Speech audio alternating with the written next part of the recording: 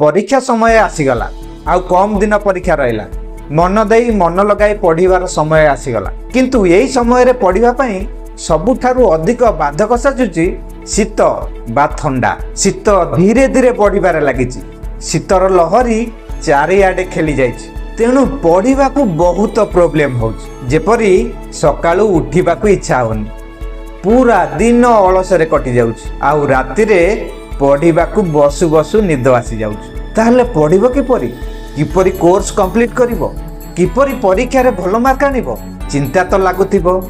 Guardian मानकर भी चिंता लागुथिबो किपरि पिलाटी भल से पढ़िबो आउ परीक्षा रे भल मार्क आनिबो। एही शीत दिने कोन कले किपरि पढ़िले आपण ठीक से पढ़ी पारिबे ताहा आमे एही वीडियो रे जानिबा। आज एही वीडियो रे आमे 5टी एपरि स्टेप जानिबा जहा साहाय्य रे आपनकर शीत दिनर टाइम टेबल पूरा ठीक होई जिवो सबु प्रॉब्लम सॉल्व होई जिवो। देखंतु सर्वप्रथमे आपण माइंड सेट करंतु कि शीत हो कि खरा हो कि वर्षा हो आपण पढ़िबे ही पढ़िबे। केवल आपण आपनकर गोल उपरे फोकस करंतु आउ परीक्षा रे केते मार्क आनिबा को चाहुचंती ताकू चिंता करंतु।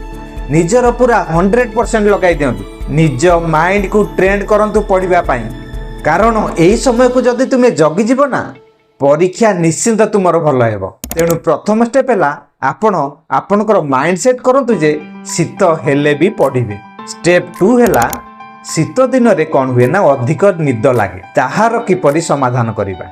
देखो प्रथमे हमकु बुझिबा को पड़िबो जे शीत दिने बा ठंडा रे काहे कि हमकु निद लागि थाए। देखंतु शीत दिने कोन हुए ना आम शरीर रे ब्लड फ्लो कमी जाए जोथि लागि हमर ब्रेन को ब्लड मध्य कम जाए सेथि लागि मध्य हमकु निद लागे। आउ मध्य थरे कमल भितर पसि गले आ बाहरी पाको मध्य इच्छा होनी जोथि पई मध्य हमकु निद लागे। शीत दिने आमे कोन करू ना बेड ऊपर बसि की पढिताउ। आमे कोन करू बेड ऊपर बसि पडू आउ कमल घोड़े होई पढ़िबा को चेष्टा करू किंतु प्रकृत रे कमल घोड़े होई खट ऊपर बसि गले धीरे धीरे हमकु निद आसीताए शरीर उषुम हो जाई थाए सेथि लागि हमकु आराम लागे आउ आमे सोई पडू। एनु आपण पढ़िला बेले बेड ऊपर बसिकी जमा पढ़ंतु नाही सेथि लागि आपण टेबल चेयर रे बसी पढ़ी परिबे नहले जदि टेबल चेयर नाही ताले गोटे छप बिछेई सेठी बसिकी तळे हो पछे बसिकी पढ़िबे सीधा होईकी बसिकी पढ़ंतु देखिबे पढ़ी पारिबे निद आसीबनी एते सहज। आउ बेले बेले कोन हुए ना कम आलोक रे बसिकी जदि आमे पढ़ू ताहाल मध्य निद आसीताय तेणु करी पढ़िला बेले भल लाइट जो जगह रे आसुची से जगह रे बसिकी पढ़ंतु देखिबे जेते अधिका लाइटिंग जो रूम रे थिबो सेते आपण भल मध्य पढ़ी पारिबे अलस लागिबो नाही। स्टेप नंबर 3 हैला पढ़िबा को मन हुएनी किपरि पढ़िबारे मन लगाइबे। देखंतु एही समय रे अलस लागुथिबा जोगु हमकु पढ़िबा को इच्छा होई नथाय सेथि लागि आपण को कोन करिया को पड़िबो जेते बेले भी आपण उठुचंती आपण गोटे सेही दिनर रुटीन तयारी कर कौन कौन पढ़िबे सेही दिनर तेणु करी रुटीन तयारी करी ताकू कोन करिवे आपण आपनकर टेबुल आगे हो कांथ आगे हो लगेई देबे। आपण केते मार्क रखिबा पई लक्ष्य रखिचंती आपनकर टार्गेट कोन सेउथुरु बारंबार आपण को ताहा मन पकाइबो आ आपण को पढ़िबा को आग्रह हबो। आ गोटे कथा मन रखंतु पाठ को पढ़िला बेले टिके इंटरेस्टिंग बनाइकी पढ़ंतु मजा मजा करी पढ़िले आपण को पाठटी पढ़िबा को आग्रह हबो। आउ जहा पढ़ुचंती ताकू मध्य लेखंतु एही लेखिबा द्वारा आपणकर निद कमी जाए आउ मध्य पाठ मन रुहे।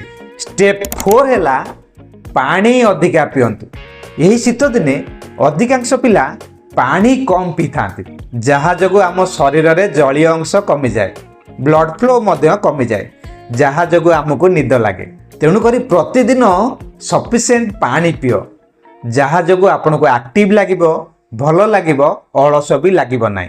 आउ कोन हुए ना जेहेतु आपन गोटे जगह रे घोड़ी घाड़ी की बसी थांती शोष लागिले भी आपन पानी पिया को जानती नाही सेति लागि आपन कोन करंतु पानी को पाखे रे रखंतु बॉटल रे रखंतु देखिबे शोष लागिले संगे संगे सेउटु पीबे आ कुआड जिबा को पड़िबोनी जहा जगु आपन अधिका पानी पी पारिबे।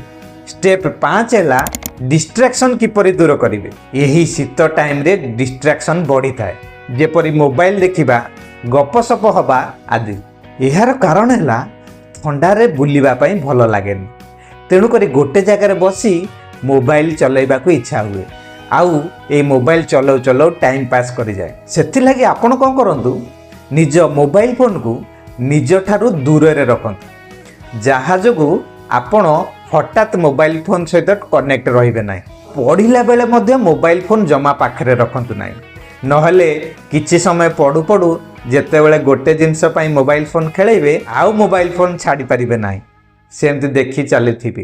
तेणु करी डिस्ट्रैक्शन दूर करिया पई मने रखंतु मोबाइल फोन को पाखरे रखंतु ना, दूर जगार टिके रखंतु। एही 5टी स्टेप को शीत दिने निज पढ़ा पई अप्लाई कर। शीत को निजर कमजोरी नुहे निजर बल बनाओ। गोटे जगार बसी पढ़ आउ कोर्स को कंप्लीट कर। आशा करी समस्त परीक्षा भल हेब। रहुची पुणी भेट हबा आउ एक नवा वीडियो रे। थैंक यू, नमस्कार।